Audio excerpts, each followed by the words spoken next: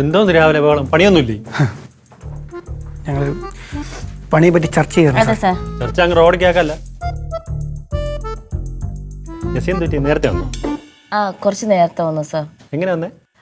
പപ്പ ഉണ്ടാക്കി. അപ്പൊ പോയോ? ഇല്ല, കൊണ്ടാക്കിട്ട് അപ്പൊ തന്നെ പോയി. അല്ല, ടോം വന്നില്ല. പറയുന്നത് ടോം വന്നില്ലേ? വന്നില്ലെന്ന് തോന്നുന്നു സാർ, എനിക്കറിയത്തില്ല. വിളിച്ചു നോക്കാത്തെന്താ? എനിക്ക് അതിന്റെ ആവശ്യമില്ല. എന്താ ജെസ്സി ഇപ്പോഴും പഴയ വഴക്ക് മനസ്സിൽ വെച്ചോണ്ടിരിക്കണം? എനിക്ക് അങ്ങനൊന്നും ഇല്ല സാർ. അതൊക്കെ കഴിഞ്ഞില്ല, എത്ര കാലമായി. അതൊക്കെ വിട്ടുകളാ. ടോമിനെ ഞാൻ വിളിച്ചു നോക്കാം. എന്തായാലും പനിയായിട്ട് പോയി. ഞാൻ വിളിക്കാം.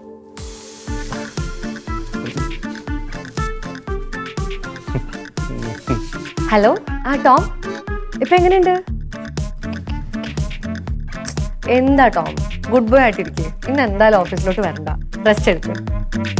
ഓക്കെ, ശരി, ബൈ.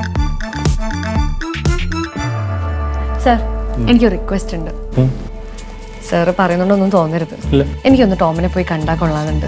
വയ്യാതിരിക്കല്ലേ, ജസ്റ്റ് ഒന്ന് പോയി കണ്ടിട്ട് വരാം. ഓക്കെ, പോയിട്ട് വന്നോളൂ. ക്രിസ്റ്റീനക്ക് പെൻഡിങ് ആയിട്ട് വർക്കുകളില്ലേ?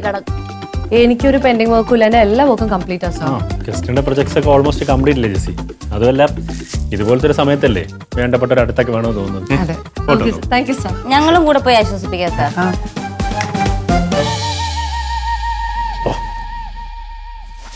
ജെസ്സി, എനിക്ക് പനി വരുമ്പോൾ ഇതുപോലെ ജെസ്സി എൻ്റെ അടുത്ത് വന്നിരിക്കും.